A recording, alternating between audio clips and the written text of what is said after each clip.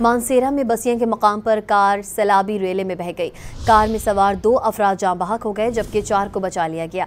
इसी पर मजीद जानेंगे डॉन न्यूज़ के नुमाइंदे निसार अहमद खान से। जी निसार, मजीद तफसील दीजिएगा। इस तरह जी कि ये बालाकोट का इलाका है बीसिया।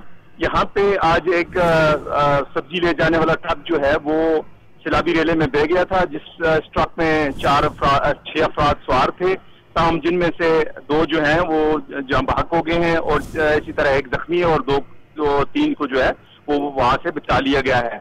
रेस्क्यू टीमें जो है वहां पे मौका पर पहुंच गई हैं और उनको जो है जो जख्मी है उनको सिविल अस्पताल बालाकोट मुंतकिल किया जा रहा है। आज होने वाली शदीद बारिशों से मुख्तलिफ इलाकों में सड़कें बंद हो गई हैं, मुख्तलिफ किस्म के नुकसानात हुए हैं। ताहम अभी तक जो है इस किस्म की पहला वाक़या है जिसमें जानी नुकसान हुआ है। निसार अहमद खान अपडेट करे थे, आपका शुक्रिया।